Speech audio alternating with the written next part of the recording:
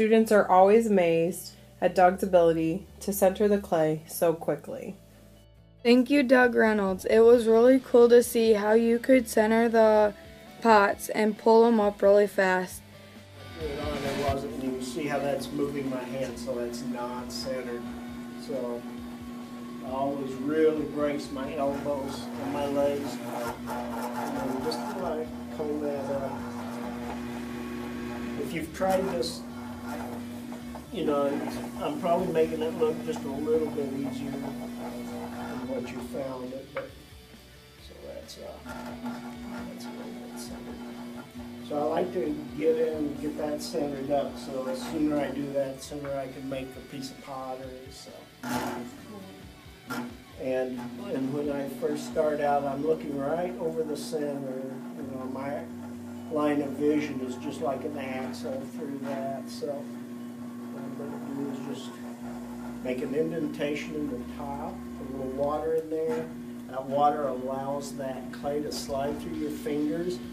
If that starts drying out, you know, and you're in the middle of working, it's going to start dragging on your hand, and it can pull up right off center. So a lot of, you know, everyone throws a little bit different, opens differently and stuff. But I like to do, I lay my right hand against that clay, my left hand, and I can use my two middle fingers, and I'm just looking directly over my fingertips. And I turn my fingers, open that up, so we've got a nice concave area inside there. So now when I go to start pulling up those walls, I've really got something to get a hold of. I was amazed on how fast he could center the clay and then bring it up with his hands.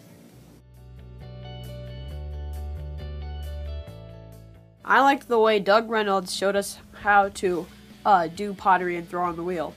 It was very cool, and I did not know that you can do it in those types of ways. On this side, with that clay going away from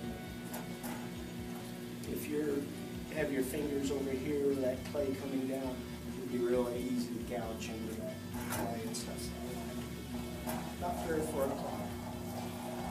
So I'm going to apply pressure with just my fingertips.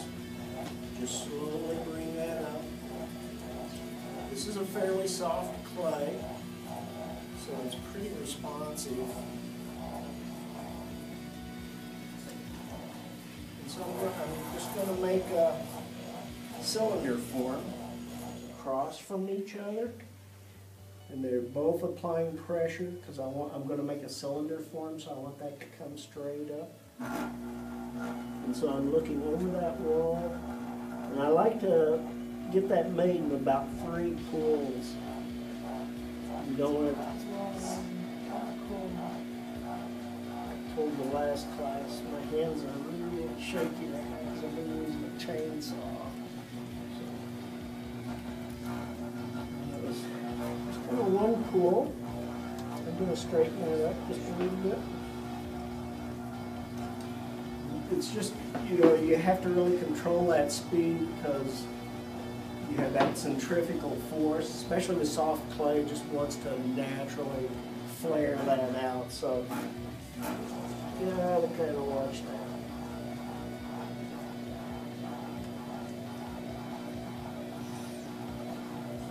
So a little less pressure now because I'm working with less clay.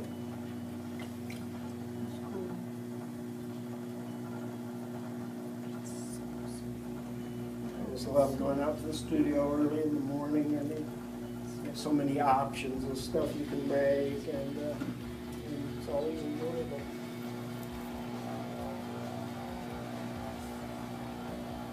I'll do one more. You see how I'm leaving some kind of finger ridges there? Yeah. That can just be part of the design. You can make it smooth if you want. So it's just a real simple form, cylinder form. A lot of your vase forms, a lot of your pictures, you know, will start from a cylinder. And so it's a really good piece to start with.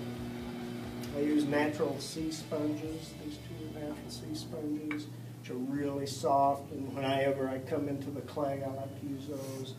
And these are man-made sponges, and a lot cheaper. So I use those more for cleanup around the wheel and stuff. Sometimes I'll use them. And I usually buy a couple of them and cut one of them in half. And that gives you some options as far as how you can use it and stuff. So, you always want to pull the water out from the inside, because that can dissolve the bottom of your piece. I usually come in and take some of the excess off the bottom too. You just don't need that. Cut that off. You can see how that kind of sets that form up off the table too. It makes it look a little more finished, and plus it takes off. That's where most of the clay is going to be. So I'll try to take that off so it won't be quite so heavy.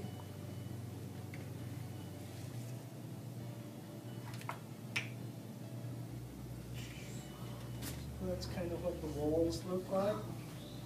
Just a little bit thicker at the bottom. And then as I get up towards the top, you can see how I've left like a little bit at the top. That's going to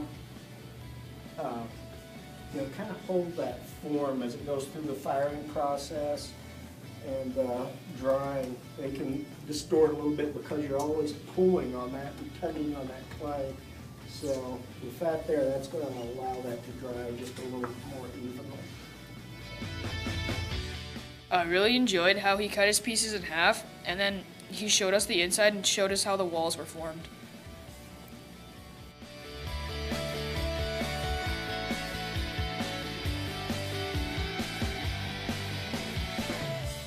He made making pottery look so easy.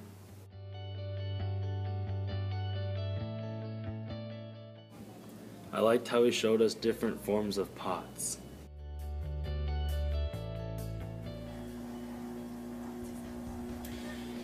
So once you bring that in, you have to thin that out again. That gets really thin. And just trim that top just a little bit.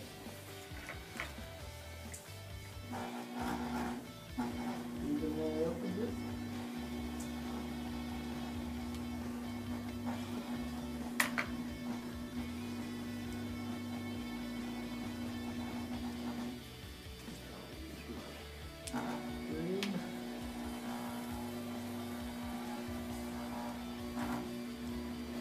So this cleans a lot of that slip off.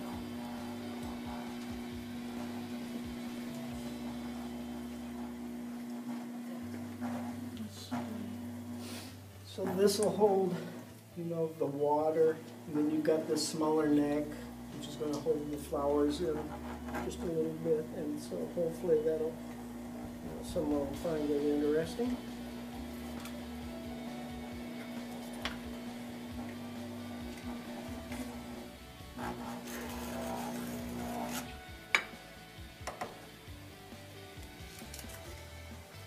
This is off an old bonsai tree. It's a tool for doing bonsai trees. It's not really like that edge, so I just cut that end off, and so I use it for pottery.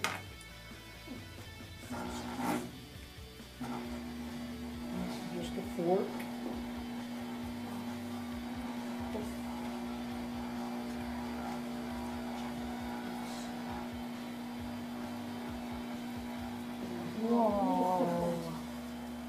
So this is one of the elements of design. This is texture. I like how he showed us all the different forms on the wheel. I like how nice Doug was when he came to visit us.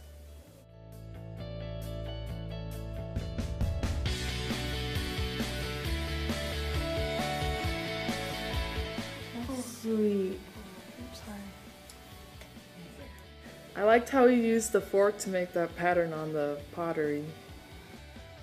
I really liked how he would show us a pot and then he would cut it off and put it aside and use it again.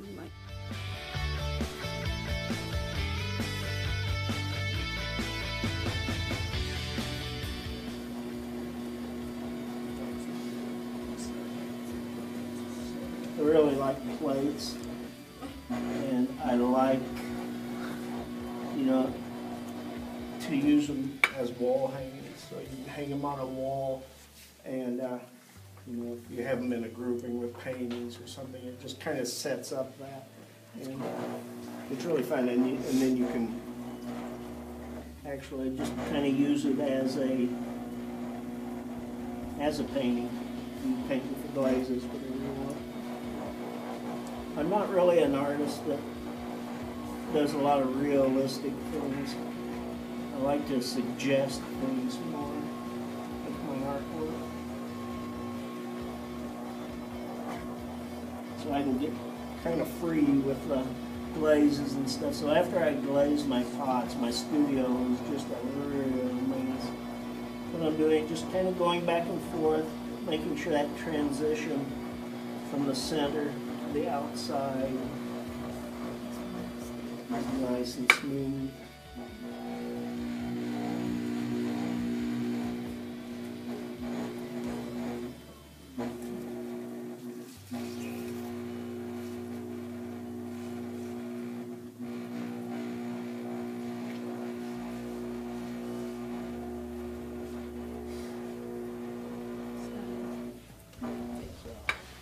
So, like, do you make, like, your own plates to eat off of? That's awesome. Usually it's just because there's some kind of blemish or something I'm not comfortable selling it, so I'll just put it in the kitchen and we'll use it. There's a lot of things that can go wrong. And so I never really count on a piece until it's completely done, because it's got so many stages to go through. You have to make it, and then fire it, trim it, and a lot of stuff can happen to them.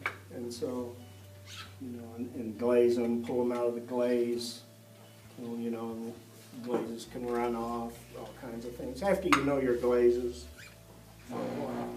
I mix all my own glazes from scrap, from raw minerals and things, and the colors are made with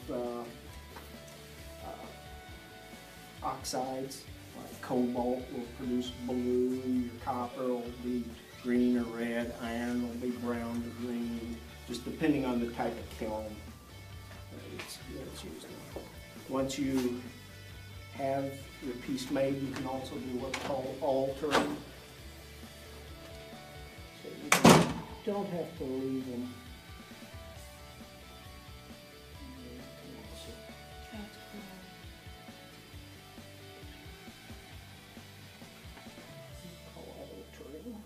And so you can come up with some fun stuff like that too.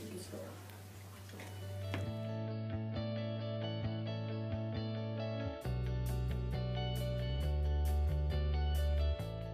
I was surprised how he threw away his pots that were really nice to me but weren't up to his standards.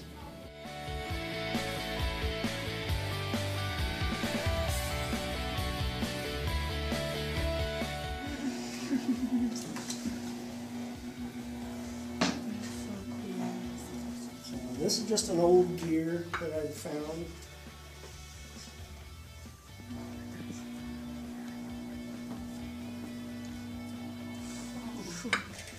Just a real simple little line around the top of that.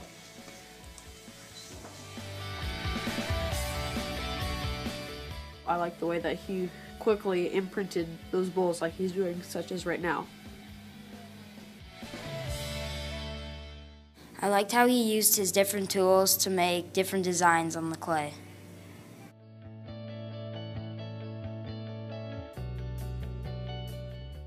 I enjoyed him showing us what inspired him. Thank you for donating that pot. I know who got it will be really, really happy with it.